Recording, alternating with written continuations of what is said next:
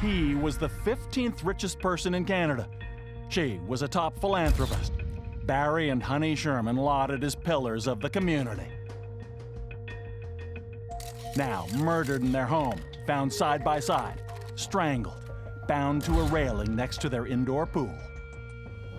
Both Honey and Barry Sherman were in fact targeted. But targeted by whom? He had a long list of business enemies. He said, "They're out to get me. I'm surprised they haven't knocked me off already." Or could it be murder most personal? For somebody to go to their house and murder the both of them, it was personal. And was it a hatred that simmered for years? I probably had reasons to lash out, to do the dirty deed. Did you kill Honey and Barry Sherman? I'm Bob McEwen on this edition of The Fifth Estate, the mystery of the Sherman murders.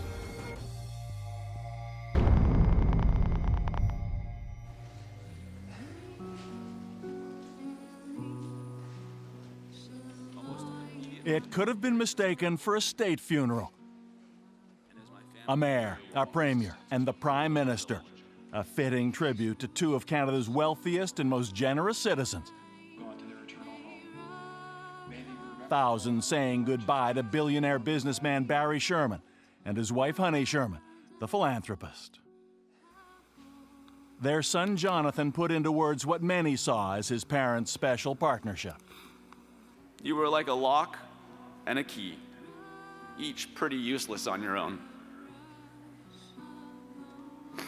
But together, you unlocked the whole world for yourselves, and for us, and for so many others. And there also were unvarnished memories about how stubborn Barry Sherman could be.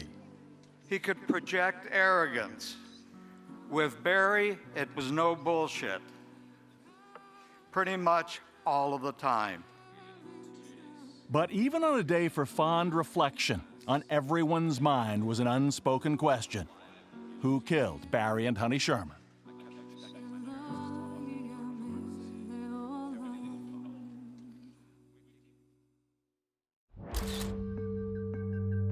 When they were last seen alive, 8 days before, all seemed well in the Shermans' world, with imminent plans to spend the holidays in Florida with family. As usual that morning, Barry left for the 20-minute drive to work in his 1999 Mustang convertible. The CEO of generic drug manufacturer Apotex was known to arrive early and leave late.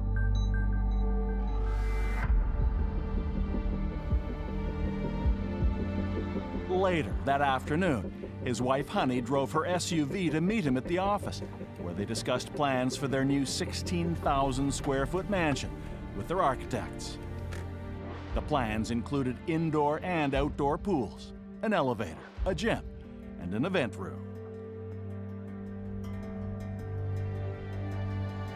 After their meeting with the architect, Honey left Apotex in her champagne-colored Lexus.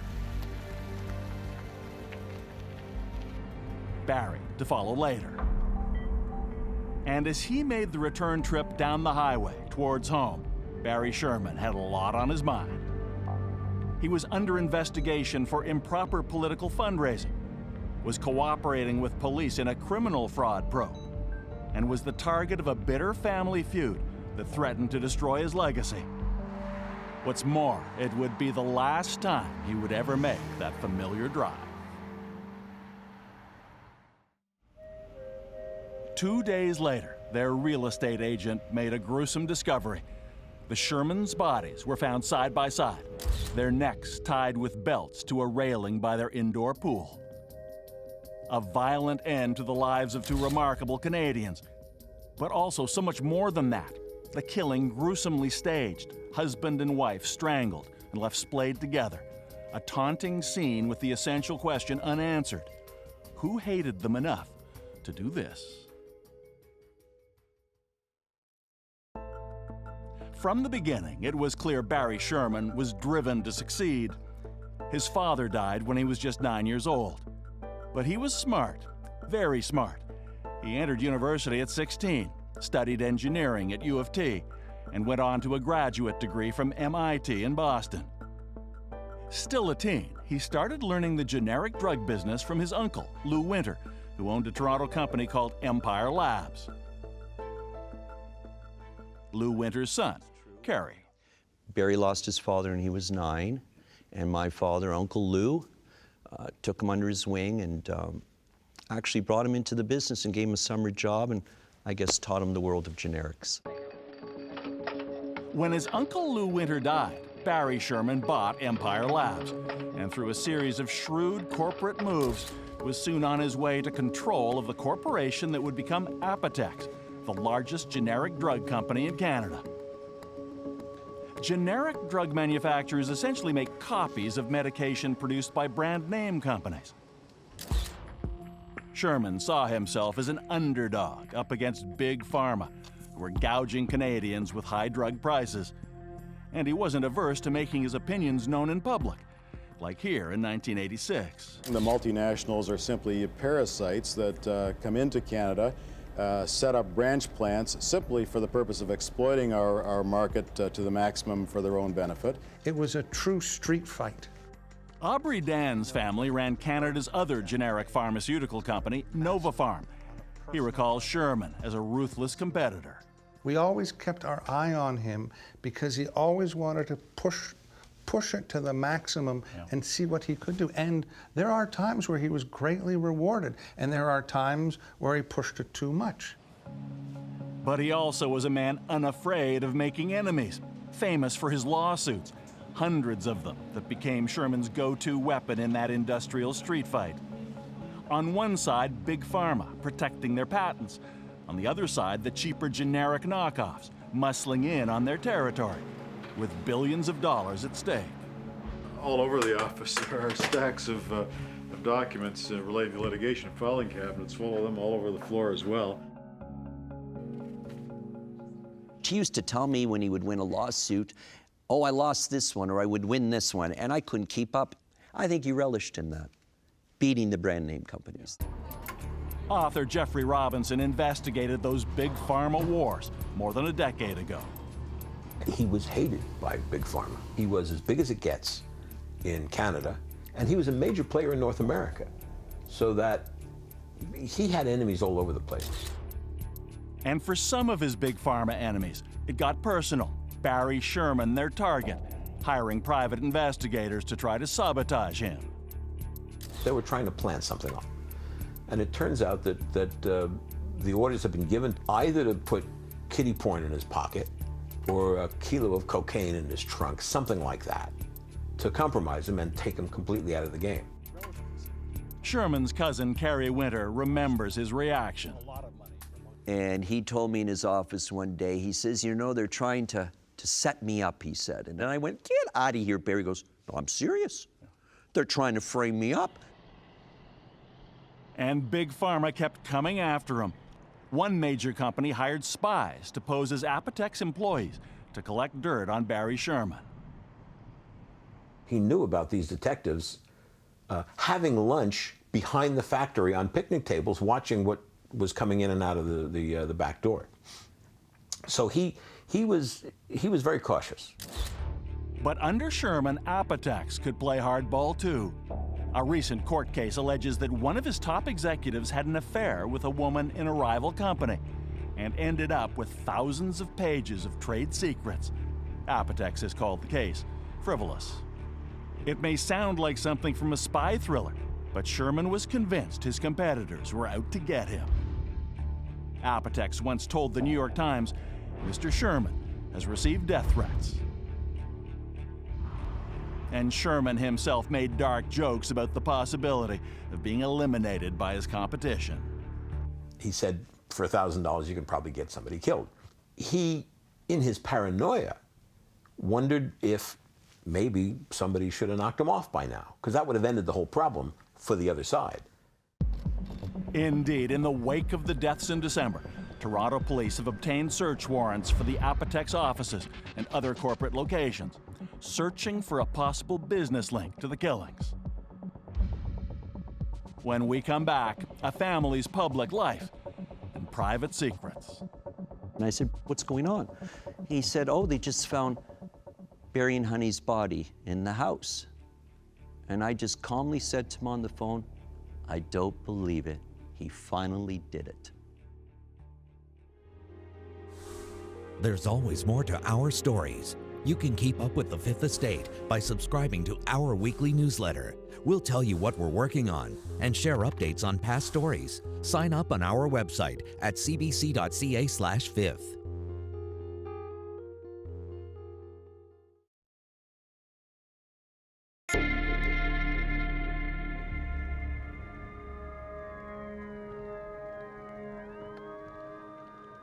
What happened in mid-December at number 50 Old Colony Road in Toronto remains a mystery. Not only about the motive for the murders of Barry and Honey Sherman, but who could have been angry enough to carry them out. And behind it all, the dark corners of the Sherman family saga, a complex tale of betrayal and broken relationships that continue to this day. The whole relationship was based on lies and deception. Carrie Winter is Barry Sherman's first cousin. As police investigators compile the names of those who could have wanted the Shermans dead, even Winter himself admits he might be on that list. And anybody who knows Barry Sherman will tell you that. Emotional, anxious, and angry, Carrie Winter leaves no doubt he felt deeply betrayed by Barry Sherman, and he wanted revenge. So I was heartbroken. I was betrayed. My cousin hurt me, and now I want to hurt him.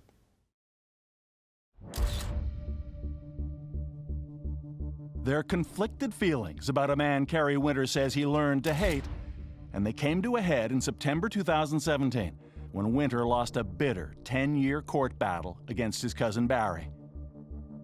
During the case, Sherman was called to a lawyer's office to face questions under oath.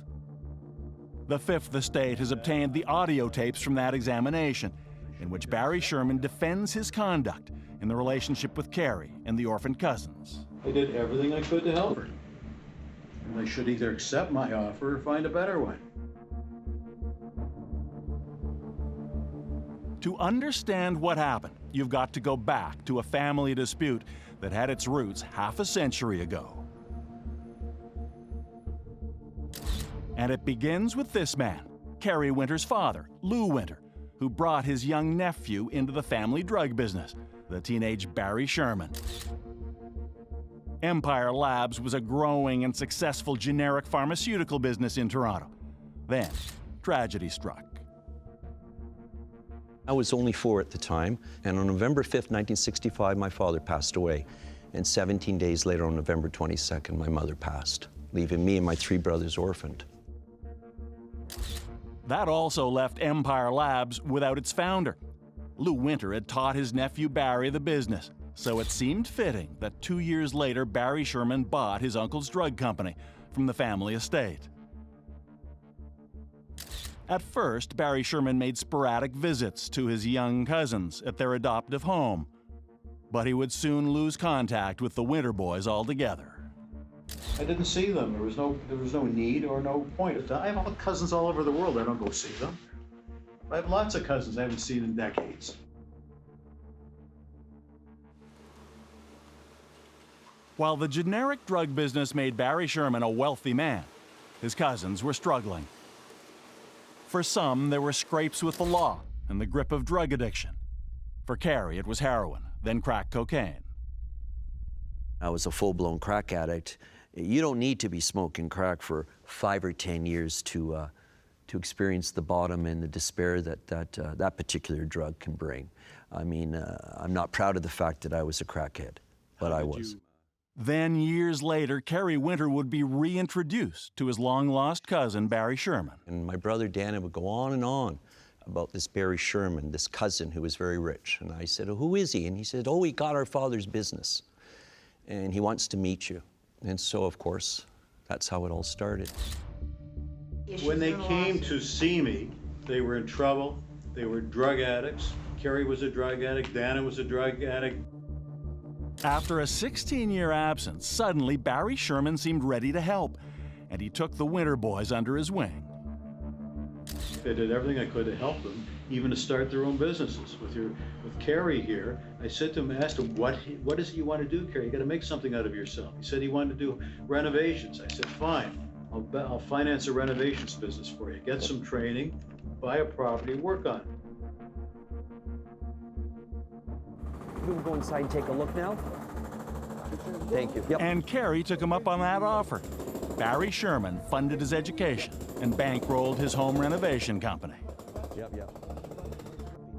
I had this billionaire who was about to give me anything I wanted. He said, I want to help you make a life for yourself. It slowly started off with a couple $100,000, but within 3, 4, 5 years, it was houses and cottages and sports cars, and literally it steamrolled and snowballed into about 15 years later being about 5, 6, 7 million. But Kerry Winter says Honey Sherman was not enthusiastic about her husband's renewed relationship with his cousins. He says she had some tough questions for him at their house one day.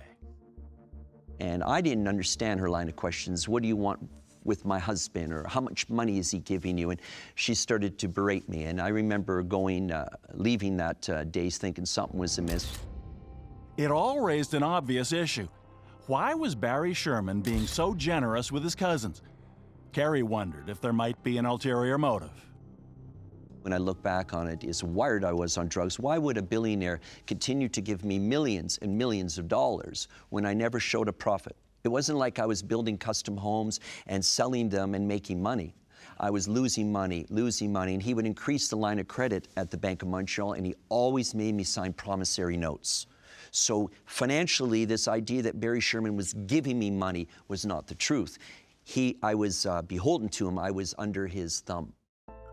I don't even know what circumstance you're talking about. In this audio testimony, Sherman had a very different view of things. So I'm simply saying that I'm a person who does like to help friends and relatives and other people to the extent that I reasonably can. I think I'm a generous person. Who else would spend $15 million trying to help cousins establish careers for themselves? But Kerry Winter couldn't shake the notion there was another reason for that generosity. He wondered if it could have something to do with his father's drug company, which Barry Sherman bought all those years before. I then went to my cousin and asked him specifically, Barry, how did you get my father's business? After some digging, Kerry Winter uncovered a long-buried family agreement. And I'm going to tell you, I was blown away. I was shocked. I did not see that coming. He learned that when Barry Sherman bought their father's company, he agreed Kerry and his brothers could each acquire 5% of it. But Kerry says their cousin Barry never told them anything about that. And I just remember calling him saying, you lied to me, Barry. You lied to me. And he said that that was true. And I said, why did you lie to me? It was the beginning of what would be a 10-year legal battle. Winter versus Sherman. Sherman versus Winter. And Barry Sherman was adamant, if not for him, Lou Winter's former company would have gone under. So it was apparent that the company would be closed down and there'd be no value at all within a matter of months. If I didn't run the business, it would go insolvent. Would stare at you and he would get you. And according to Kerry Winter, Barry Sherman warned him not even to think about suing. And he said, you know, not too many people have a cousin Barry. Do you know what I mean by that, Kerry? And I said, well, I'm really lucky, Barry. I'm really lucky to have you in my corner. He says, do you hear what I'm saying? Are you thinking of coming after me? Because if you do, and he leaned forward and he looked at me, he says, you won't beat me. Do you understand that? Do you know who I am?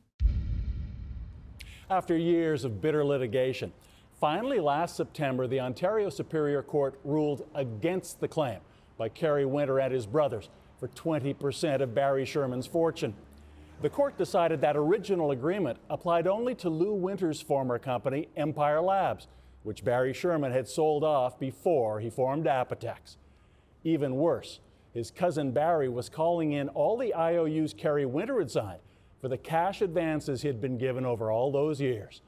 So Kerry Winter now owed Barry Sherman $8 million. And I would say it in a Winter insists all that was left between him and Barry was his hatred. He wasn't this loving, kind person giving money away, pillar of the Jewish community. He cared about one thing: money, making lots of it, and not caring who he destroyed, who he stepped on, or who he fucked over, like me and my brothers.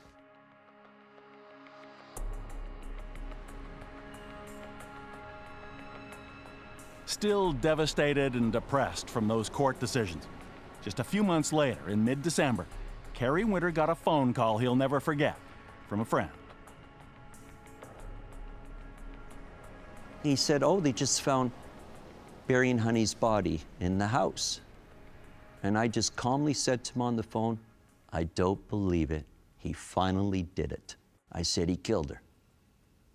And to this day, in this moment, in front of you, I've never shedded a tear about that, and I've never questioned it. So that wasn't a quip, that was something you truly believe? Absolutely. And I know for a fact that, how do we say, there was a little history between Barry and I.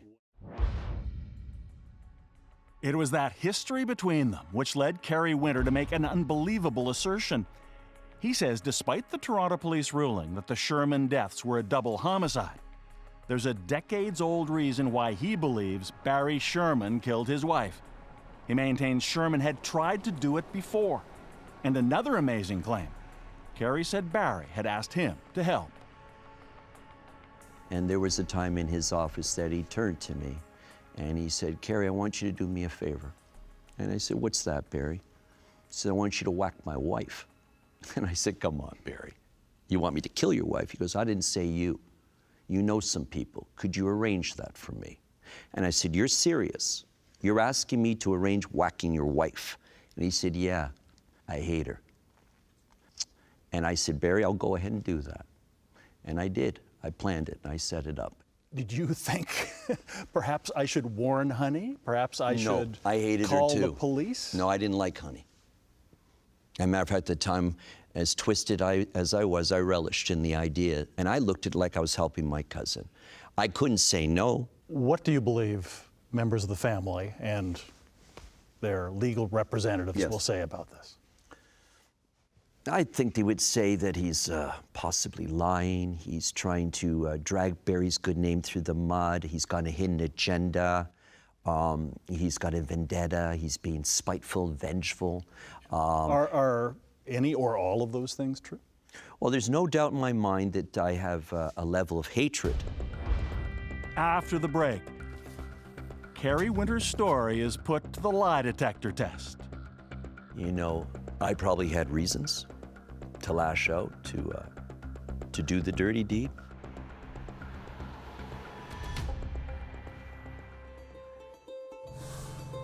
You count on the Fifth Estate for investigative journalism that matters.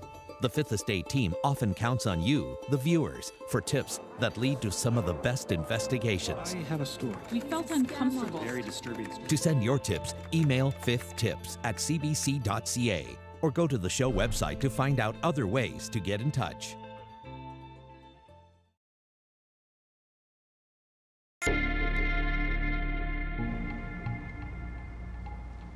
In the immediate aftermath of the Sherman deaths, there were more questions than answers. In particular, was it a murder-suicide or a double murder? After a 6-week investigation, police were unequivocal. Both Honey and Barry Sherman were victims of a targeted homicide. But Kerry Winter refuses to believe the official Toronto police version.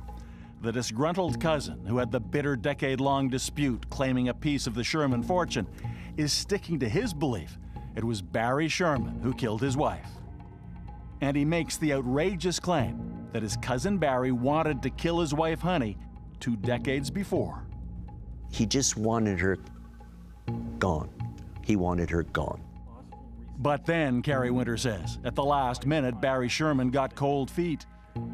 I called him and said, you know, there's no turning back, Barry. If I push the button, and he said, no, don't do it.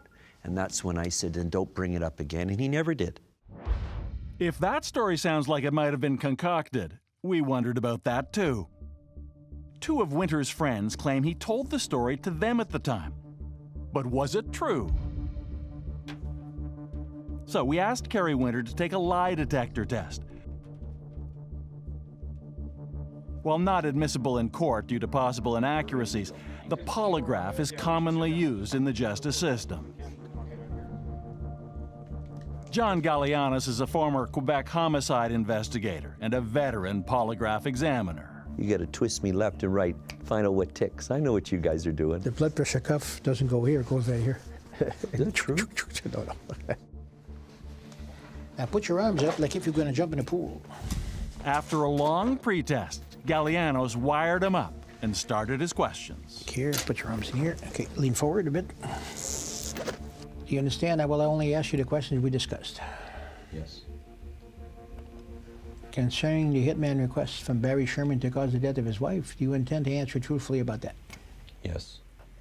Are you lying when you say that Barry Sherman told you that he wanted his wife killed? No. We watched the test unfold from an adjacent room, along with Western University criminologist Mike Arntfield. Are you lying when you say that Barry Sherman told you he wanted his wife killed? No. Look at that. Look at the height of it. It's above twice the height of... Yeah. I mean, that's one line, but that's often the... I mean, all lines are up. Look at 3 panels earlier. Look where the baseline is up. The entire process takes about 3 hours, but the feedback is almost instant. Okay. Can I ask how I did? Yep, sure, I'll tell you right in a few minutes. Well, I hope it's good. Yeah. But for Kerry Winter, it's not good news. See, result, significant reactions. Is that good? No, it's no good. Oh. And the thing is, what that means is there's something that you're hiding in. There's So I something failed. Yeah, you failed. Yeah, you failed. And that's when Kerry's story begins to unravel. First, his memory of the alleged murder plot starts to change. Did he and Barry Sherman really talk about killing Honey more than once, as Kerry had claimed? Was it possible that he didn't ask you a second time? Yeah. Is it possible? Very. But I still believe it. I don't know why in my head I believe he asked me twice. Was it possible he didn't ask you a second time? Yeah. What percentage do you feel that he only asked you once? What would be the percentage? Pretty high. Like how? Close to 100? Yeah. Yeah, he only asked me once. Winter had just altered a key part of his claim, and that was only the beginning. He soon would admit he had made up other crucial details. It would have been not months or weeks, it would have been within a few days. Okay, he called it off within a few days, right? As opposed to months and weeks? Yeah, what would you asking say, me months? a second time. Okay, okay. I mentioned the second time, which is false, right? Yes. That's the only explanation I have. That I could have embellished it and said 2 times, and that she was getting close to being done, and she was 20 hours away, and that could have been an embellishment. Because I honestly think there was this button idea and that she was 20 hours away from going. This button thing was bullshit, right? Looking back, and I don't know if that's true or not, where I would have dreamt that up, though. Why I would have dreamt it up. Maybe the drugs. Maybe the drugs. Possibly, or to make it a more drama-oriented fiasco. So his allegation that Barry Sherman was involved in a murder plot was crumbling. Well, I'm just completely baffled. Like, I'm baffled. Watch your head. I'm completely baffled because I didn't think this would happen. Hold on a minute. You stay here. I'm going to get the technician. Fucking Okay? failed, man. Okay. Unbelievable. They showed he was lying, and the test results, the polygraphist confirms that. Criminologist and former detective Mike Arntfield, who monitored the test, says the only possible explanation for Kerry Winter's failure is that his account of the murder plot wasn't true. And it all begs the question, why tell that story in the first place? I mean, why go through this whole song and dance? That's really the underlying question here. The Sherman family has endured immeasurable pain in the weeks since their parents were found dead. Added to that, Kerry Winter's story seems calculated and cruel. And the obvious follow-up question might be, should Kerry Winter himself be considered a suspect? And that's something I'm sure the police are going to ask about. At this point, he needs to be properly cleared before moving on to other people, I would say. Even Winter himself admits he had the motive. You know, I probably had reasons to lash out, to do the dirty deed. This would be asked of you by anybody. Did you kill Honey and Barry Sherman? Absolutely not. I had nothing to do with it. I don't know who did it. I have my belief. We also asked Kerry Winter if he would take a lie detector test on that question, but his lawyer and he refused. So we caught up with Kerry Winter one last time at a coffee shop in downtown Toronto to ask about the Sherman murders. I mean, I had opportunity, I had motive. I can see why the police might say, this guy's also a fucking nut. And he confessed to us he had indeed fantasized about killing Barry Sherman. Like I would talk about killing Barry, and it was very graphic. The way I was going to do it wouldn't have been belts. It was going to be in the Apotex parking lot. That was my vision, always, that he'd come out of the building in Apotex and I'd be hiding behind a car, and I just decapitate him. I wanted to roll his head down the parking lot, and I just sit there waiting for the police. With such vivid imagery, we had to wonder if he had an alibi for the murders. The Shermans' bodies were found on that Friday, but it's estimated they were killed between Wednesday and Thursday evenings. Kerry Winter says he was at work all day Thursday, but because he lives alone, he doesn't have an alibi for that entire Wednesday night. No alibi. Wednesday night, I went to my Cocaine Anonymous meeting. I came home, as I usually do, watch some Netflix, eat some Doritos, fall asleep. Thursday night, same thing, went to work. Very easily for me to have left work at any time because I'm not on the clock, I'm a site supervisor. I can get in my car, I can take a 3-hour break during the day. I could easily have driven over to Colony and done the deed. I admit to that, but I didn't. And that's why I'm not nervous. Guys. Kerry Winter left the coffee shop and headed out into the night. He said Toronto detectives had finally asked him to come in for an interview. He says they told him he's not a suspect and that there's no evidence he is. When we come back, what can we learn from how the Shermans were killed? Consider the commitment and, quite frankly, the strength required to manually strangle someone, even strangle with a ligature. It's a very up-close, intimate, domineering, rage-induced manner of killing someone.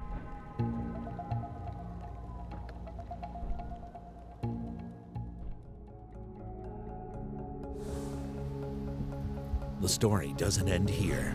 Like the Fifth Estate's Facebook page so you can follow our investigations.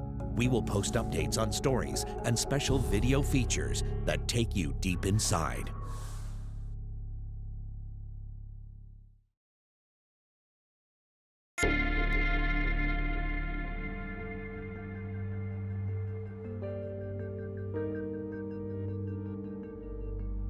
It was a Wednesday evening, December 13th, when Barry and Honey Sherman headed home for the last time. Each in their own car, she left at 6 p.m., he at 8:45. At the house on Old Colony Road in Toronto, Honey's Lexus arrived first.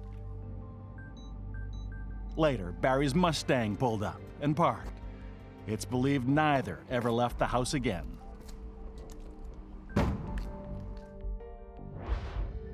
Two days afterwards, they were found tied by belts to the railing of their indoor pool. Reports say Honey Sherman had injuries to her face and was lying in blood. At one point, they'd both had their hands tied. We don't know if it happened separately or together, but the cause of their death was strangulation. Consider the commitment and, quite frankly, the strength required to manually strangle someone, even strangle with a ligature. Former police investigator, now university professor Mike Arnfield, says it appeared to be a very angry yet disciplined crime. It's a very up-close, intimate, domineering, rage-induced manner of killing someone. the blood at the scene regardless. This was a relatively controlled scene. That Friday afternoon in December, the news hit like a mortar. Now to the mysterious death of a billionaire couple. Barry Sherman and his wife Honey have been found dead, mysteriously hanging from a railing on the edge of their indoor swimming pool. Two of Canada's most successful and generous citizens, senselessly killed. To be quite honest, I almost fell out of the car just hearing what he said to me. Like many longtime friends, Post-Media CEO Paul Godfrey tried to piece together how it could have happened to people who'd given so much to so many. No sign of forced entry. Somebody could have knocked on the door that he knew or she knew, and but that wouldn't be forced entry. Somebody let them in, or the door was unlocked and somebody walked in. Who knows? It was 6 weeks to the day after Toronto police arrived at the murder scene that investigators gave their first public briefing on the case. We have sufficient evidence to describe this as a double homicide investigation. After 1,000 hours of investigation, 127 witness statements, and 20 search warrants, detectives said they now knew the Shermans had been intentionally murdered. Both Honey and Barry Sherman were in fact targeted. I think that term, whether it's through film and television, sort of conjures an image in people's heads that this must have been an assassination, that this must have been a murder for hire. All it means is that they were selected, they were marked for death, but it doesn't mean by a professional. I mean, certainly the way the scene has been depicted says anything but professional. Criminologist Mike Arnfield believes the motive was both personal and financial, and he knows a lot about murder. He administers a huge American homicide database and says statistically the method used to kill the Shermans is extremely rare. And since 1976, among 800,000 murders in the US, this has only happened 22 times, where you have an elderly individual over 65 and or an elderly couple strangled over a money-related issue in their own home. The good news, such as it is that of those 22 most unusual murders, all 22 cases were solved. The house where the Shermans lived and died has now been turned over to a team of private investigators hired by the family, working to uncover evidence of what took place here that the police so far have not. The Shermans' family and friends are hoping they do so, and fast. I knew him for 17 years. He was the best friend I ever had. He was like a brother. Frank D'Angelo was Barry Sherman's friend and business partner.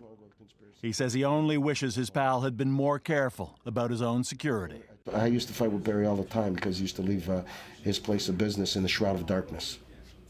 And that's a billionaire. And if anybody, whether it was somebody in the industry of industrial espionage, they could have just got him there and been at the airport before the police knew what happened and gone.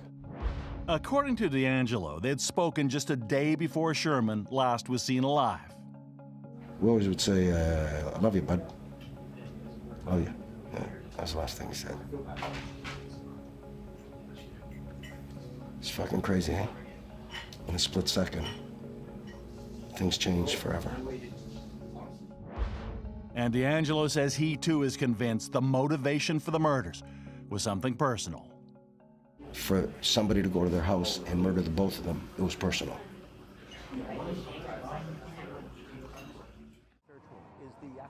Author and journalist Jeffrey Robinson wrote about Barry Sherman. You know, in investigative journalism, you follow the money and you say, cui bono? Who benefits? Who benefits from having killed him last year, if he was in fact murdered? There's probably a long list of people. Barry had enemies. Barry made enemies. Whatever we will yet learn about how they were killed and by whom, together Barry and Honey Sherman were larger-than-life Canadians. Their legacy, the billions they earned, and the tens of millions they gave away. But for now, they're known around the world for the unsolved murder mystery they left behind.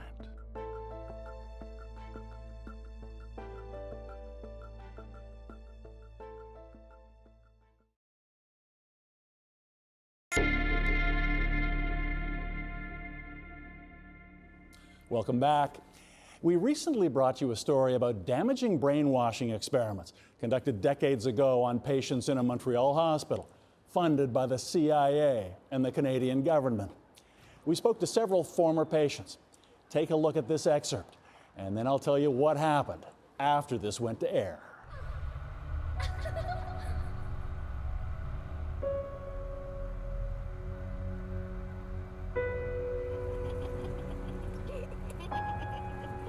It was 1964, and 5-year-old Diane McIntosh couldn't wait when her father said they were going for a drive to visit her mother, who was in the hospital.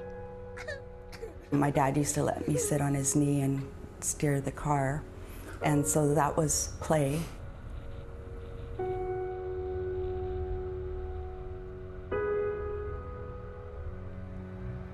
On each visit, their car would turn onto the long drive leading through the hospital grounds to the Allen Memorial Institute at McGill University in Montreal, a psychiatric facility with the best reputation in the country.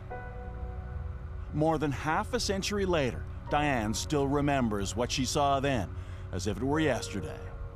Because when they got to the hospital door, her enthusiasm turned to horror.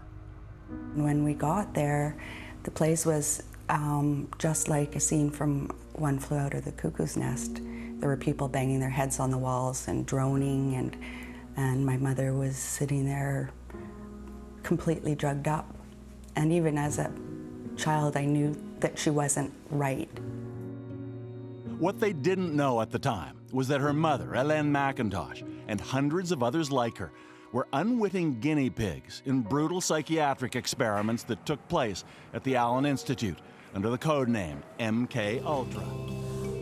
Hundreds of victims passed through these doors in the 1950s and 60s, all with their own horror stories. I feel like I've been completely used. I feel like my mind has been completely invaded. Had to be toilet. I was a vegetable. I had no identity, I had no memory, I'd never existed in the world before. I had lost all just like a baby in myself.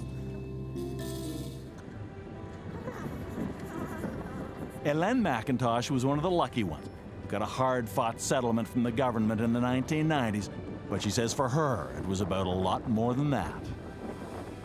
I got the compensation, but for me it wasn't the money, it was the validation that I received, that I wasn't totally crazy, you know, that I was treated the way I was, and it made me do crazy things, but I didn't go in there crazy.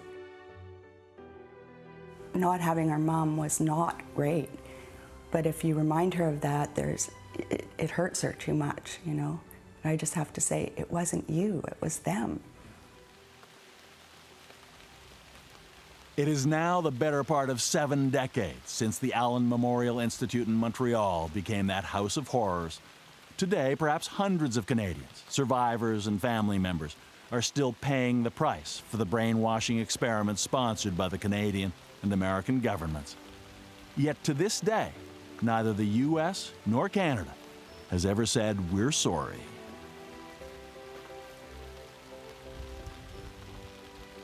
Since that broadcast, we received a flood of emails from across the country from family members of former patients of the Allen Memorial Institute.